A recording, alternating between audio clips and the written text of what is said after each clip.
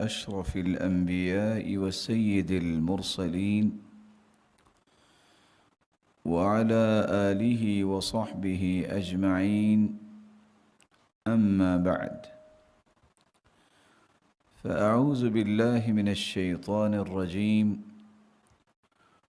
يا أيها الذين آمنوا قوا أنفسكم وأهليكم نارا.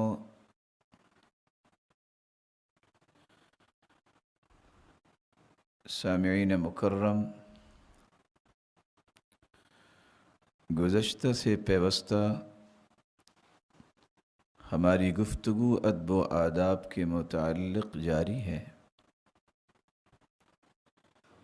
ہم نے اللہ رب العزت کے آداب اور مظاہر کو تفصیل سے بیان کیا، اور پھر کائنات کی سب سے اعلیٰ ہستی محمد الرسول اللہ صلی اللہ علیہ وسلم کے آداب کو بیان کرنا شروع کیا۔ آغاز میں ہم نے آپ صلی اللہ علیہ وسلم کے 3 آداب کو پیش کیا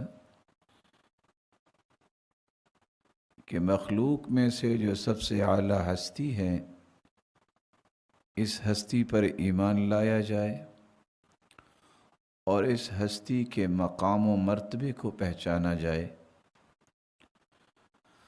اور اس ہستی کی ہر بات کی تصدیق کی جائے، اور اس ہستی کی تعظیم اور توقیر کی جائے۔ گزشتہ مجلس میں ہم نے ایک چوتھے ادب کو بھی پیش کیا کہ آپ صلی اللہ علیہ وسلم کی سیرت اور صورت کو پڑھا جائے، بیان کیا جائے اور تذکرے عام کیے جائیں۔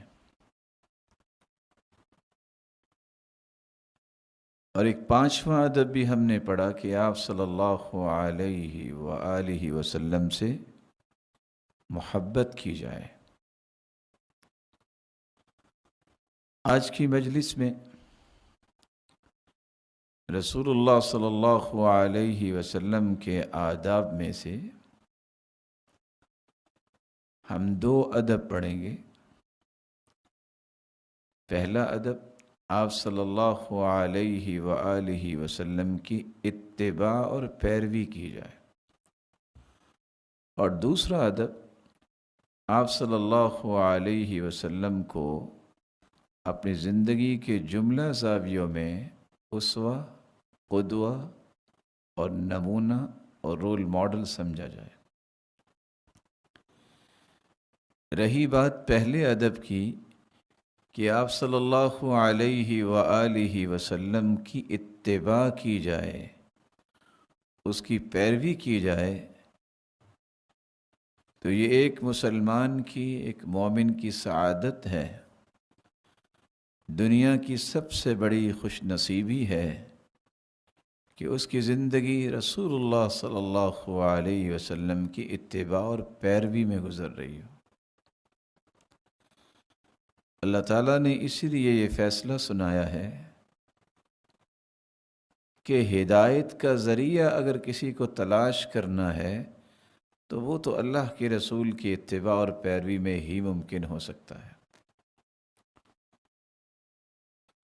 فآمنوا بالله ورسوله النبي الأمي الذي يؤمن بالله وكلماته واتبعوه لعلكم تهتدون۔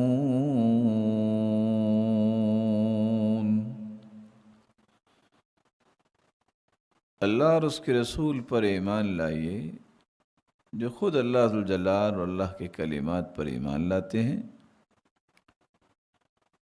اور اس رسول کی اتباع کیجیے، شاید کہ تم ہدایت یافتہ بن جاؤ۔ اللہ تعالیٰ نے تو قرآن مجید میں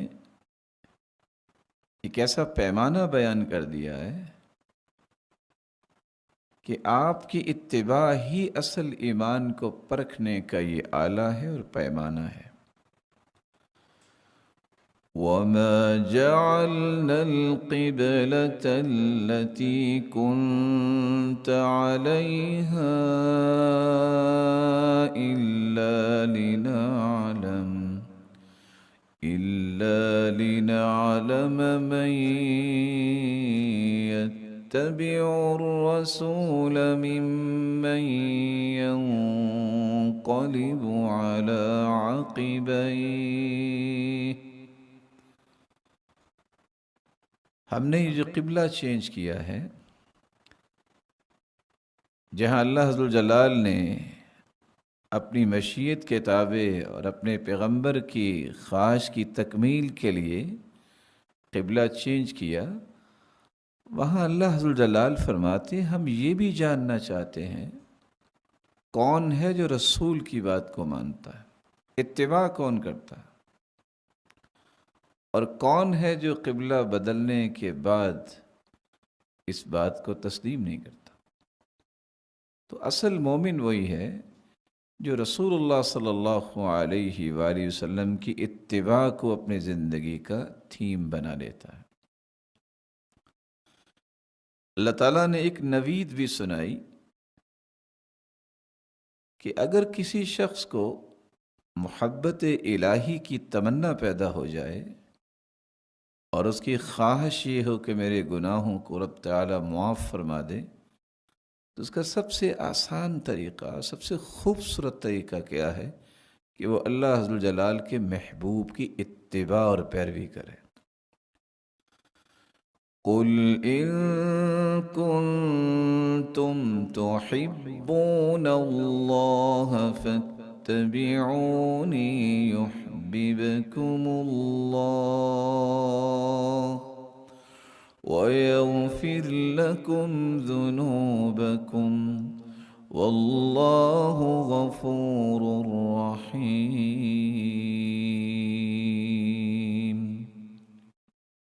میرے محبوب اعلان کر دیجئے، فرما دیجئے، اگر تم اللہ عز و جلال سے محبت کرتے ہو تو پھر میری اتباع کرو۔ میری اتباع کا نتیجہ یہ نکلے گا کہ اللہ عز و جلال تمہیں محبوب بنا لیں گے اور تمہارے گناہوں کو بخش دیں گے، اور وہ بخشنے والا بھی ہے اور رحم کرنے والا بھی ہے۔ اور یہ ایک حقیقت ہے کہ جو شخص رسول اللہ صلی اللہ علیہ وآلہ وسلم کی اتباع کو پسند کر لیتا ہے، پیروی کو پسند کر لیتا ہے، آپ کی فرما برداری کو پسند کر لیتا ہے، بصیرت کی راہ پہ گامزن ہونے والا یہی شخص ہے۔ قُلْ هَٰذِهِ سَبِيلِي أَدْعُو إِلَى اللَّهِ عَلَىٰ بَصِيرَةٍ أَنَا وَمَنِ اتَّبَعَنِي۔ فرما دیجئے یہ ہے میرا راستہ،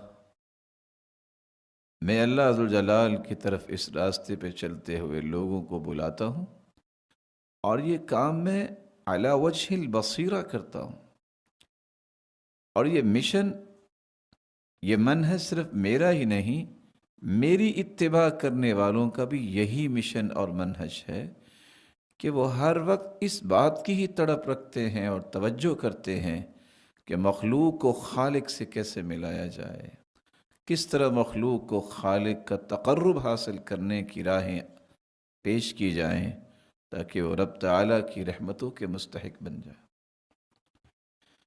اس لیے سیدنا عمر بن عبدالعزیز رحمہ اللہ رحمتا واسعہ انہوں نے لکھا تھا، اما بعد اوصیک بتقوی اللہ والاقتصاد فی امری واتباع سنت نبی صلی اللہ علیہ وسلم۔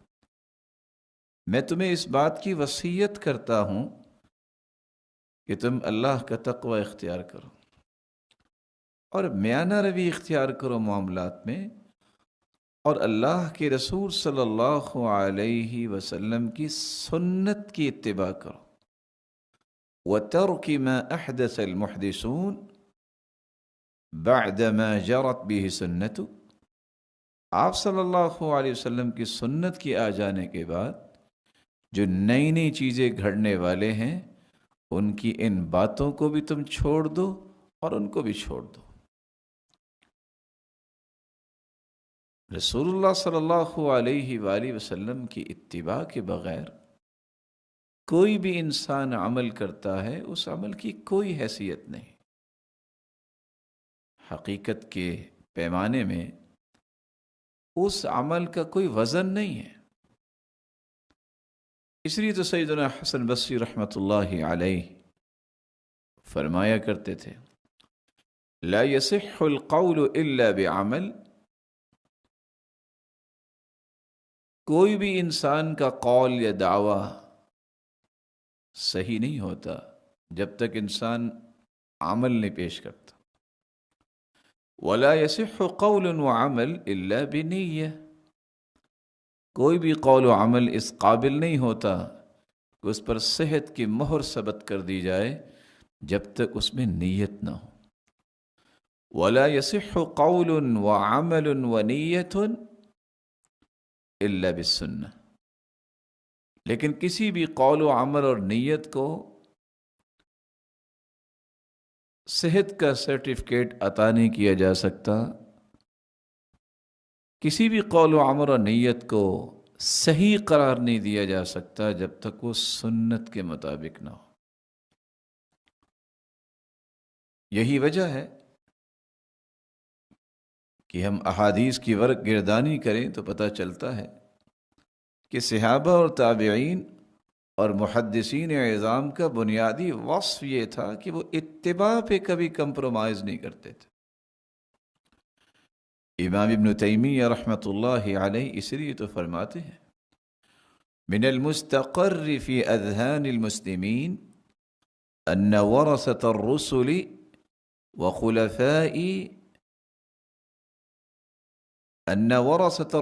وخلفاء الانبیاء هم الذین قاموا بالدین علما وعملا ودعوة الى اللہ والرسول فهؤلاء اتباع الرسول حقا. مسلمانوں کے ذہنوں میں یہ بات پختہ ہو چکی ہے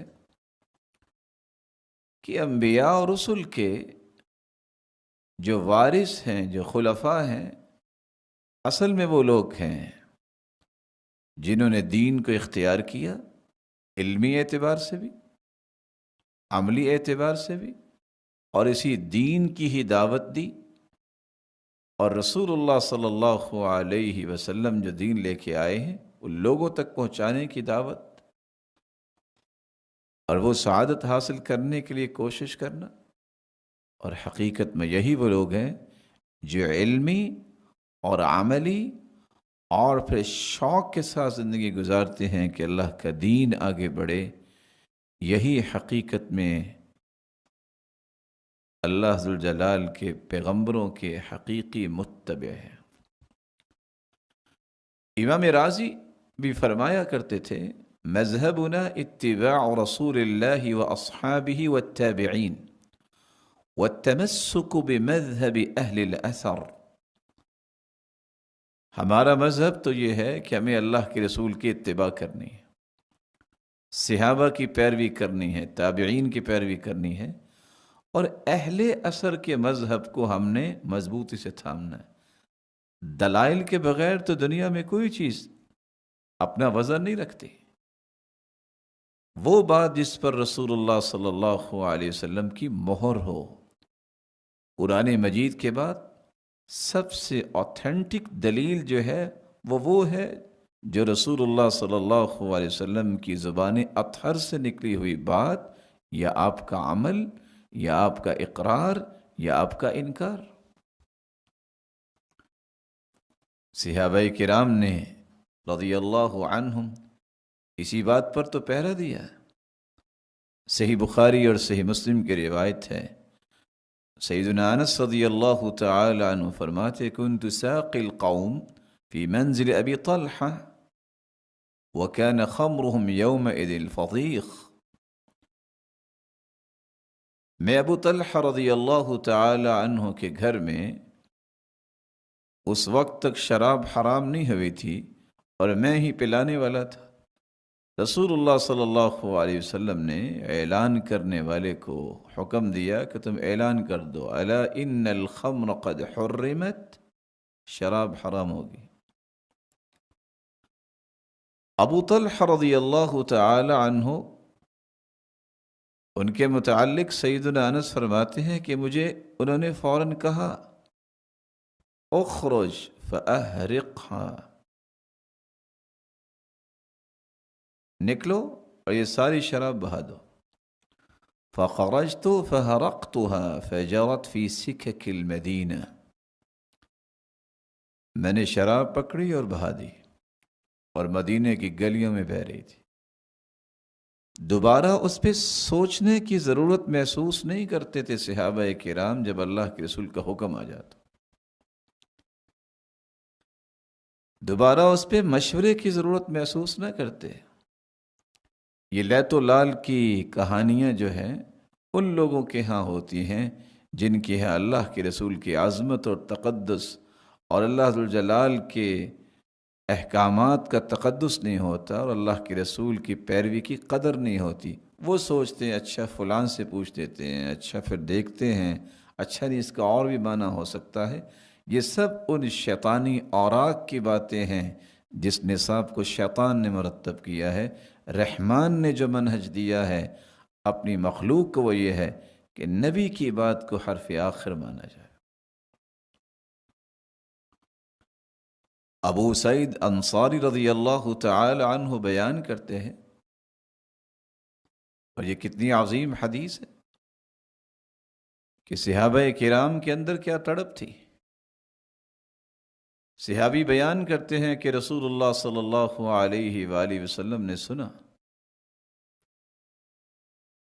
رسول اللہ صلی اللہ علیہ وآلہ وسلم کو فرماتے ہوئے یہ سنا، اور وہ فرما رہے تھے جب وہ مسجد سے نکل رہے تھے، دیکھا کہ مرد اور عورتیں اکٹھے چل رہے،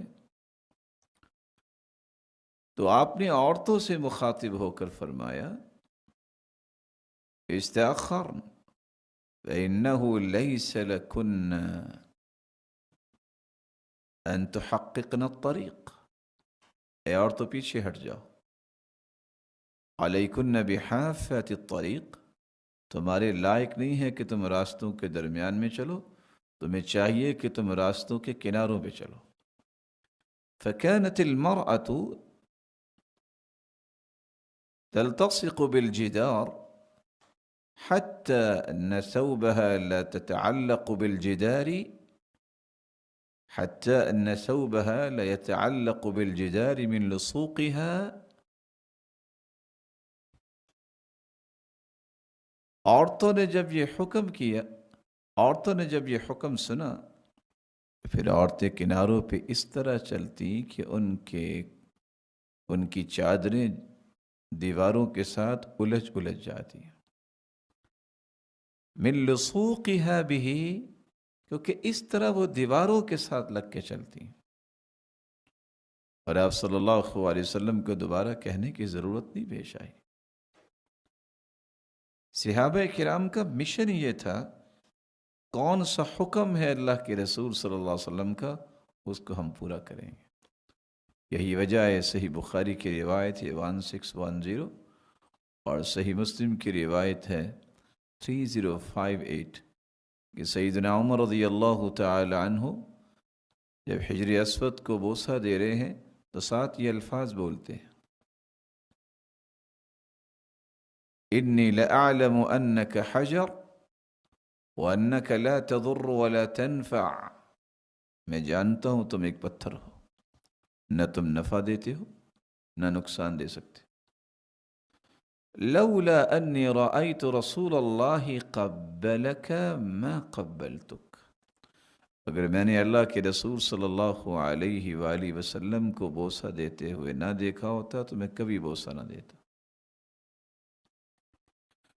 صحیح بخاری کی روایت ہے 6651، اور صحیح مسلم کی روایت ہے 2091، جس میں رسول اللہ صلی اللہ علیہ وآلہ وسلم نے ابتدا میں سونے کی انگوٹھی بنوائی اور آپ نے پہنی، اور اس کا نگینہ جو ہے اپنے ہاتھ کے اندرونی حصے کی طرف کیا، تو صحابہ نے بھی انگوٹھیاں بنا لی۔ پھر آپ منبر پہ تشریف فرما ہوئے، آپ نے انگوٹھی اتاری اور فرمایا کہ میں یہ انگوٹھی پہنتا تھا اور میں نے اس کا نگینہ جو ہے وہ ہاتھ کے اندرونی حصے کی طرف کیا، پھر آپ نے اس کو پھینک دیا اور کہا واللہ لا البسہ ابدا، میں آج کے بعد کبھی نہیں پہنوں گا۔ فنبذ الناس خواتیمہم، صحابہ کرام نے بھی فوراً اپنی انگوٹھیاں اتار کے پھینک دی۔ یہ جو مزاج تھا رسول اللہ صلی اللہ علیہ وسلم کے صحابہ کا، کہ ایک بات جو اللہ کے رسول صلی اللہ علیہ وآلہ وسلم نے کہہ دی یا کسی کام کو چھوڑ دیا، اس کو پھر صحابہ اختیار نہیں کرتے تھے۔ اللہ تعالیٰ نے قرآن مجید میں بھی اسی بات کو پیش کیا ہے کہ آپ کی اتباع یعنی اللہ کے رسول کی اتباع ہی کفایت ربانی کے حصول کا ذریعہ ہے۔ یا ایہا النبی حسبک اللہ ومن اتبعک من المؤمنین،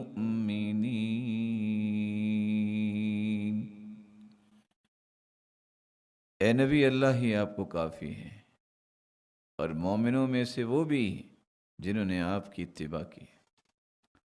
شیخ الاسلام ابن تیمیہ رحمہ اللہ فرماتی ہے فَكُلُّ مَنِ اتَّبَعَ الرَّسُولِ فَاللَّهُ كَافِيهِ وَهَادِيهِ وَنَاصِرِهِ وَرَازِقِهِ۔ فَكُلُّ مَنِ اتَّبَعَ الرَّسُولِ، جو شخص بھی اللہ کے رسول کی اتباع کرتا ہے، فَاللَّهُ كَافِيهِ، اللہ ہی اسے کافی ہے، وَهَادِيهِ اسے ہدایت دینے والا، وَنَاصِرُهُ وَرَازِقُهُ اس کی نصرت کرنے والا اور رزق دینے والا بھی اللہ تعالیٰ ہے۔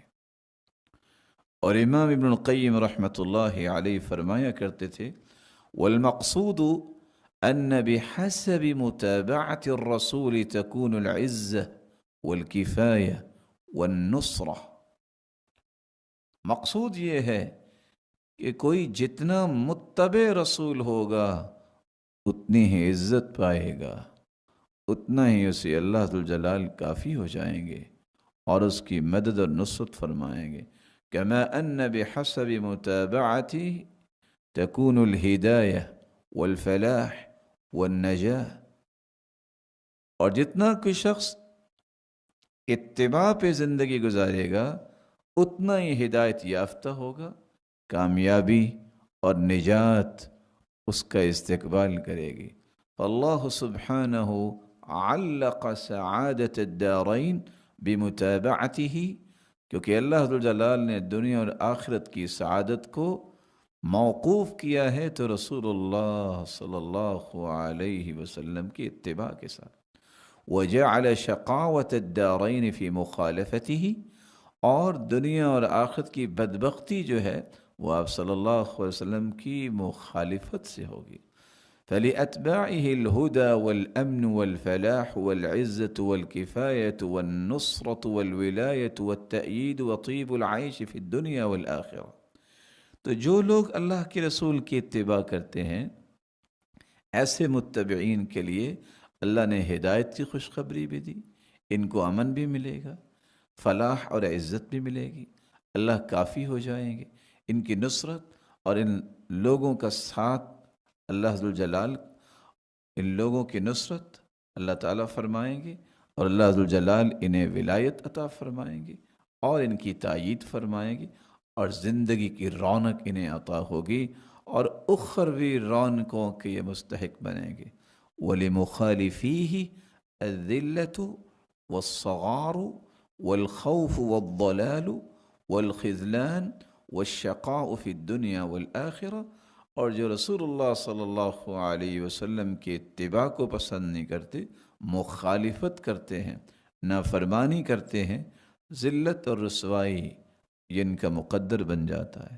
خوف اور گمراہی اور ضلالت اور بدبختی دنیا اور آخرت میں ان کے حصے میں آتی ہے۔ قرآن مجید میں تو اللہ ذوالجلال نے یہ بھی فرمایا کہ انسان جب اللہ کے رسول کی اتباع کرتا ہے، اگر اتباع کرے تو خوشیاں ہی خوشیاں، اگر اتباع سے روح گردانی کرتا ہے تو دنیا میں بھی عذاب کا مستحق ٹھہرایا جائے گا، اور قیامت کے دن بھی حوض کوثر سے محروم ہو جائے گا۔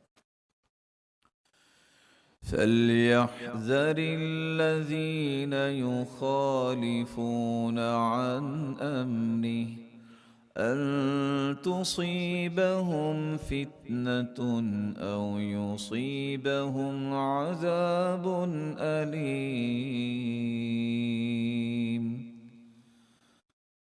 چاہیے کہ ڈر جائیں وہ لوگ جو اللہ کے رسول صلی اللہ علیہ وسلم کے حکم کی تعمیل نہیں کرتے بلکہ مخالفت کرتے ہیں، ان کو کوئی فتنہ نہ پہنچے یا انہیں کوئی دردناک عذاب سے دوچار نہ ہونا پڑے۔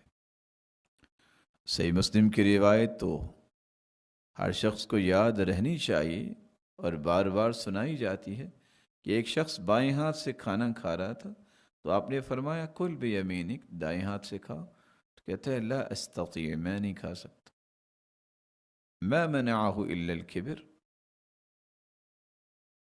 بات نہیں مانی، پوری زندگی پھر دایاں ہاتھ منہ تک لے جا نہیں سکا، شل ہو گئے۔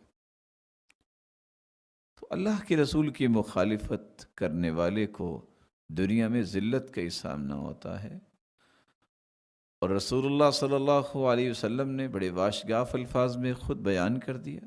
سہل بن سعد رضی اللہ تعالی عنہ روایت کرتے ہیں کہ رسول اللہ صلی اللہ علیہ وآلہ وسلم نے فرمایا کہ قیامت کا دن ہوگا اور حالت یہ ہے کہ سب لوگ حوض کوثر پہ آئیں گے، لیکن حوض کوثر پہ آنے والوں میں کچھ ایسے بھی ہوں گے کہ جن لوگوں کو اللہ کے رسول پہچانتے ہوں گے، اور اچانک سے ان کے اور اللہ کے رسول کے درمیان ایک حائل آ جائے گا، اللہ کے رسول فرمائیں گے کہ یہ تو میرے ساتھی تھے۔ اور یہ بات بالکل واضح ہے کہ حوض کوثر پہ جو آ گیا اس سے بڑا خوش قسمت کوئی نہیں، اور جو آ گیا اس کو اللہ کے رسول حوض کوثر سے پانی پلائیں گے، اور جس نے پی لیا اس کو کبھی پیاس نہیں لگے گی، لیکن حائل آنے کی وجہ سے اللہ کے رسول فرمائیں گے کہ کہاں چلے گا وہ؟ جواب ملے گا، صحیح مسلم کی روایت ہے 5926، انک لا تدری ما عملوا بعدک، آپ نہیں جانتے کہ آپ کے بعد انہوں نے کون کون سے اعمال کیے۔ ما احدثوا بعدک، دوسری روایت میں آتا ہے انہوں نے کون سے نئے نئے طریقے نکال لیے۔ فاقول سحقا سحقا لمن بدل بعدی وفی روایت اخرى لمن غیر بعدی۔ تو اللہ کے رسول صلی اللہ علیہ وسلم فرماتے ہیں کہ میں اس دن کہوں گا کہ ان کو میری آنکھوں سے دور کر دو جنہوں نے میرے بعد میرے دین کو بدل دیا، جنہوں نے تبدیلیاں کر دی۔ کس قدر بدقسمتی ہے کہ اللہ کے رسول پہچانیں گے، اس کا معنی یہ ہے کہ وہ نمازی ہوں گے۔ آپ صلی اللہ علیہ وسلم نے فرمایا میں اپنی امتیوں کو پہچانوں گا، ان امتی یأتون یوم القیامہ غرا محجلین من آثار الوضوء، وضو کے اعضاء چمک رہے ہوں گے، جہاں جہاں وضو کرتے ہوئے پانی لگا ان میں روشنی آ جائے گی ان اعضاء میں۔ یہ نماز پڑھنے کے باوجود بھی جو بدعات کا مرتکب ہوتے ہیں اور اللہ کے رسول کی مخالفت کے مرتکب ہوتے ہیں، یہ کس قدر قیامت کے دن اللہ کے رسول صلی اللہ علیہ وآلہ وسلم کی اس بات کو سن کے محرومی کا شکار ہوں گے۔ اس لیے سب سے بہترین زندگی کا زاویہ یہ ہے کہ زندگی کی ہر ادا کو رسول اللہ صلی اللہ علیہ وآلہ وسلم کی اتباع میں مرتب کیا جائے، اسے ترتیب دیا جائے۔ آپ صلی اللہ علیہ وآلہ وسلم کے ایک ساتواں ادب بھی ہے کہ آپ کو قدوہ اور آئیڈیل مانا جائے۔ اللہ تعالیٰ نے اسی بات کا حکم دیا ہے، خبر دی ہے، لَقَدْ كَانَ لَكُمْ فِي رَسُولِ اللَّهِ أُسْوَةٌ حَسَنَةٌ لِمَنْ كَانَ يَرْجُو اللَّهَ وَالْيَوْمَ الْآخِرَ وَذَكَرَ اللَّهَ كَثِيرًا۔ رسول اللہ صلی اللہ علیہ وسلم کو اسوہ حسنہ بنایا گیا ہے، تمہارے لیے آئیڈیل بنایا گیا ہے، قدوہ بنایا گیا ہے، نمونہ بنایا گیا ہے، رول ماڈل بنایا گیا ہے۔ عبد الرحمن السعدی رحمہ اللہ فرماتے ہیں فَالْأُسْوَةُ نَوْعَانِ، اسوہ یعنی نمونہ دو قسم کا ہوتا ہے، اسوۃ حسنہ و اسوۃ سیئہ، اچھا نمونہ اور برا نمونہ۔ فالاسوۃ الحسنۃ فی الرسول، اچھا نمونہ تو اللہ ذوالجلال نے اپنے محبوب کو بنایا۔ فإن المتأسی به سالک الطریق الموصل إلى کرامة اللہ وهو الصراط المستقیم، جو اللہ کے رسول صلی اللہ علیہ وسلم کو اپنا آئیڈیل اور نمونہ اور اسوہ بنا کے چلتا ہے، اس شخص کو اللہ ذوالجلال کرامت سے نوازتے ہیں، اور وہ کیا ہے کہ وہ صراط مستقیم پر گامزن ہو جاتا ہے۔ اور جو اللہ کے رسول صلی اللہ علیہ وسلم کو اپنا قدوہ نہیں مانتا، مخالفت کرتا ہے، تو پھر اس کی زندگی کا رویہ کیا ہوتا ہے؟ وہی رویہ جو کافروں کا رویہ تھا۔ جب رسولوں نے انہیں اللہ ذوالجلال کی طرف بلایا تو انہوں نے کہا اِنَّا وَجَدْنَا آبَاءَنَا عَلَىٰ أُمَّةٍ وَإِنَّا عَلَىٰ آثَارِهِمْ مُهْتَدُونَ، ہم نے اپنے والدین کو جس چیز پہ پایا ہے ہم تو اسی طریقے پہ چلیں گے اور اسی طریقے سے ہدایت یافتہ بنیں گے، اور یہ اسوہ حسنہ نہیں ہے، اسوہ سیئہ ہے۔ اللہ ذوالجلال نے اسوہ حسنہ تو اللہ کے رسول کو بنایا، لیکن یہ بھی یاد رہنا چاہیے کہ رسول اللہ صلی اللہ علیہ وسلم کے طریقے اور اسوہ کے مطابق زندگی گزارنے والا وہ ہوتا ہے جس کو اللہ ذوالجلال توفیق دے دے، اور جو اللہ اور آخرت پر ایمان رکھتا ہے، اور اس ایمان کے نتیجہ ہے کہ اس کے دل میں اللہ کا خوف بھی ہوتا ہے، اللہ تعالیٰ سے امید بھی باندھتا ہے کہ مجھے ثواب ملے گا، اور اللہ کے عذابوں سے وہ خوف زدہ بھی ہوتا ہے، نتیجتاً وہ خود بھی صراط مستقیم پہ چلتا ہے اور لوگوں کو بھی اس بات کی تلقین کرتا ہے کہ اس کے بغیر کامیابی ممکن نہیں، کہ ہم اللہ کے رسول کو جب تک قدوہ نہیں مانیں گے۔ اور جو رسول اللہ صلی اللہ علیہ وسلم کو قدوہ نہیں مانتے، آپ نے خود بیزاری کا اظہار کر دیا۔ صحیح بخاری کی روایت ہے 5063، من رغب عن سنتی فلیس منی، جس نے میری سنت سے اعراض کیا اس کا میرے ساتھ کوئی تعلق نہیں۔ یہی وجہ ہے کہ رسول اللہ صلی اللہ علیہ وآلہ وسلم نے اس بات کو بیان کیا، اور بیان کیا کیا ہے کہ رسول اللہ صلی اللہ علیہ وسلم جب تک کسی کے لیے نمونہ نہیں ہے، رول ماڈل نہیں ہے، اس وقت تک ان کی کامیابی خطرے میں ہے۔ صحابہ کرام کے امور زندگی کو دیکھیے، انہوں نے ہر کام میں اللہ کے رسول کو نمونہ سمجھا۔ سنن دارمی کی روایت ہے 1378 اور سنن ابی داود کی روایت ہے 650، رسول اللہ صلی اللہ علیہ وآلہ وسلم نماز پڑھا رہے تھے اور آپ نے نماز کی حالت میں یہ جوتا اتار دیا۔ صحابہ نے جب دیکھا تو انہوں نے بھی جوتے اتار دیے۔ نماز ختم ہوئی، آپ نے پوچھا ما حملکم علی القاء نعالکم، آپ لوگوں نے جوتیاں کیوں اتاری؟ تو صحابہ نے جواب دیا ہم نے آپ کو دیکھا کہ آپ نے جوتی اتار دی ہے تو ہم نے بھی اتار دی۔ کہا میرے پاس تو جبریل امین آئے تھے اور انہوں نے اس بات کی خبر دی تھی کہ آپ کے جوتے میں کچھ قذر ہے یا کوئی تکلیف دہ چیز ہے، اور ساتھ یہ کہا کہ جب تم میں سے کوئی شخص آئے مسجد کی طرف تو وہ دیکھ لے، اگر تو اس کی جوتی میں کوئی چیز لگی ہے تو اس کو دور کر دے، رگڑ کے اس کو بہتر کر لے، صاف کر دے اور اس میں نماز پڑھ سکتا ہے۔ تو صحابہ کرام کا جوتیاں اتارنے کا پہلو اختیار کرنا صرف اس لیے تھا کہ اللہ کے رسول نے اتار دی۔ صحیح بخاری کی روایت ہے 2092، سیدنا انس رضی اللہ تعالیٰ عنہ بیان کرتے ہیں کہ ایک درزی نے رسول اللہ صلی اللہ علیہ وسلم کی دعوت کی، کھانا بنایا۔ سیدنا انس فرماتے ہیں میں اللہ کے رسول کے ساتھ تھا، جب کھانا آپ صلی اللہ علیہ وسلم کے قریب کیا گیا تو وہ روٹی اور وہ شوربہ جس میں کدو تھے، آپ صلی اللہ علیہ وسلم نے اسے کھانا شروع کیا۔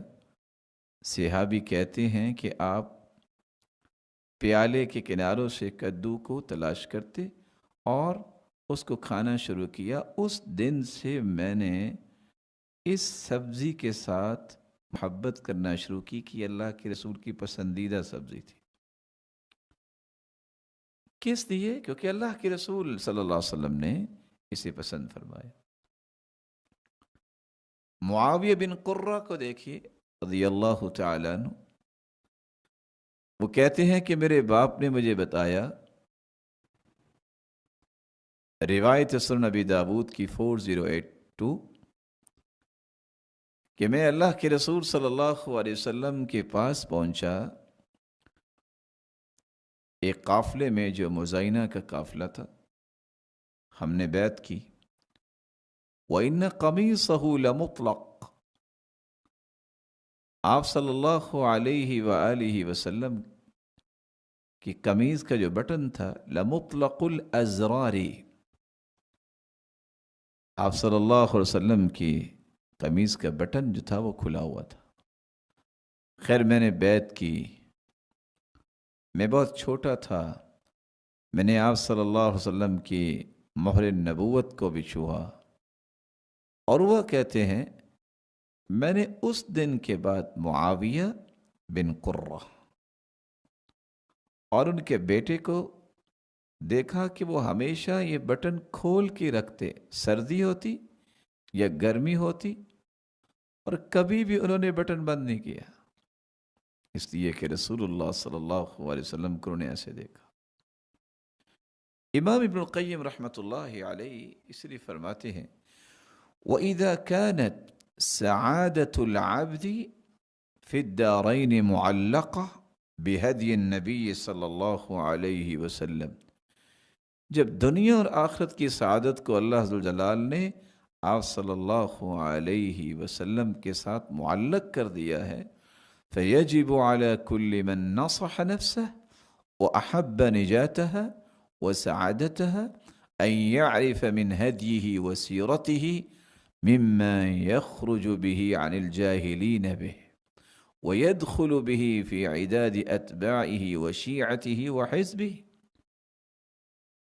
تو واجب ہے ہر اس شخص پر جو اپنے آپ کو بھلائی پر لگانا چاہتا ہے، اپنے نفس کو نجات دینا چاہتا ہے اور سعادتیں دینا چاہتا ہے، کہ وہ آپ صلی اللہ علیہ وسلم کے طور طریقوں کو پہچانے، آپ کی سیرت کو پڑھے اور آپ کی شان اور عظمت کو جانے، تاکہ جاہلوں کے طریقے سے وہ دور ہو جائے اور آپ صلی اللہ علیہ وسلم کے متبعین کی صف میں شامل ہو جائے اور آپ صلی اللہ علیہ وآلہ وسلم کے دین کو لے کر چلنے والوں کا راہی بن جائے.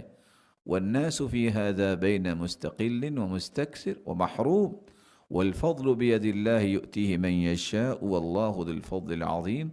اور یہ اللہ کی توفیق ہے. کچھ لوگ اس میں تھوڑی ہمت کرتے ہیں، کچھ زیادہ کرتے ہیں، اور کچھ تو ایسے ہیں جو محروم ہو جاتے ہیں. وہ اللہ کے رسول صلی اللہ علیہ وسلم کی معرفت میں اپنا وقت نہیں لگاتے. لیکن یہ بھی تو اللہ کا ہی فیصلہ ہے. جو اللہ کو پسند ہوتا ہے اللہ ذوالجلال اپنا فضل عطا کرتے ہیں، اور جس کو چاہیں عطا کرتے ہیں. سارے فضل کا مالک تو وہی ہے. جب یہ بات طے ہوئی کہ آپ صلی اللہ علیہ وآلہ وسلم پوری کائنات کے لیے قدوہ اور نمونہ ہیں اور اسوہ ہیں، تو زندگی کے مختلف مراحل میں آپ صلی اللہ علیہ وسلم کو رول ماڈل بنانا چاہیے. آپ صلی اللہ علیہ وآلہ وسلم کی جتنی حیثیتیں ہمارے سامنے آتی ہیں، اگر ان میں سے چند حیثیتوں کا مطالعہ کیا جائے تو ہمیں زندگی کی یہ ساری حیثیتوں کے معاملات جو ہیں وہ روشن ہو جاتے ہیں. آپ دیکھیے، آپ کی حیثیت ایک نانا کی بھی تھی.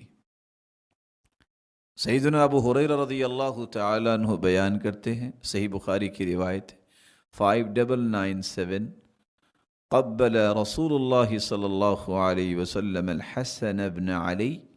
رسول اللہ صلی اللہ علیہ وسلم نے حسن ابن علی کو چمکارا، انہیں بوسہ دیا. اقرا بن حابس التمیمی پاس بیٹھا ہوا تھا. اقرا کہنے لگے، میرے تو 10 بیٹے ہیں اور میں نے کبھی بھی ایسا کام نہیں کیا. ما قبلت منہم احدا، میں نے کبھی کسی کو بوسہ نہیں دی. تو آپ صلی اللہ علیہ وسلم نے فرمایا، من لا یرحم لا یرحم، جو رحم نہیں کرتا اس پہ رحم نہیں کیا جائے گا. اور آج بھی جاہلیت اور جہالت کے پہلو باقی ہیں. لوگ اپنے پوتوں سے تو پیار کرتے ہیں، کہتے ہیں یہ ہماری نسل ہے، یہ ہمارا خون ہے، اور اپنے دوتوں اور دوتیوں سے پیار نہیں کرتے، کہتے نہیں کسی اور کا خون ہے. یہی وہ جہالت اور جاہلیت کے رویے آج بھی معاشرے میں پنپتے ہیں، جس سے فساد ہوتا ہے، جس سے حسد پیدا ہوتا ہے، جس سے لڑائیاں ہوتی ہیں. کہ یہ شخص اپنی اولاد میں فرق کرتا ہے. کاش اگر کوئی نانا ہے تو اسے یہ بات یاد رہنی چاہیے کہ رسول اللہ صلی اللہ علیہ وسلم کس طرح سیدنا حسن و حسین کے ساتھ پیار کرتے. بلکہ صحیح الجامع کی روایت ہے 1600، ان الحسن والحسین ہما ریحانتائی من الدنیا، یہ تو دنیا میں میرے 2 پھول ہیں. جامع ترمذی کی روایت ہے 3769 کہ اللہ کے رسول نے تو دعا کی، اللہم انی احبہما فاحبہما واحب من یحبہما. اے اللہ میں حسن و حسین سے محبت کرتا ہوں، اے اللہ ان سے محبت کیجئے، اور جو ان سے محبت کرے اے اللہ تو اس سے بھی محبت فرما.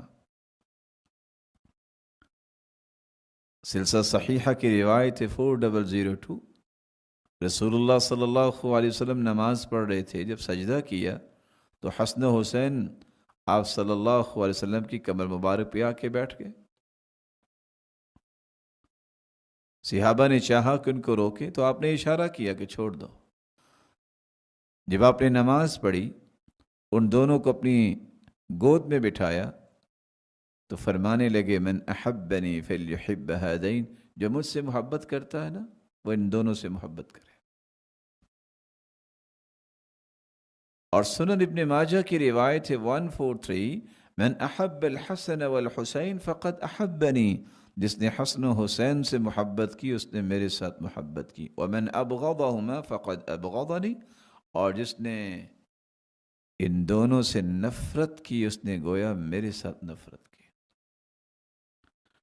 سنن ابی داود کی روایت ہے 1109 کہ رسول اللہ صلی اللہ علیہ وسلم خطبہ دے رہے تھے. حسن و حسین تشریف لائے، انہوں نے سرخ قمیضیں پہنی ہوئی تھی اور وہ الجھ کے گر گئے اور پھر اٹھے. آپ صلی اللہ علیہ وسلم خطبہ دیتے ہوئے ممبر سے نیچے اترے، دونوں کو پکڑا اور ممبر پر دونوں کو لے آئے.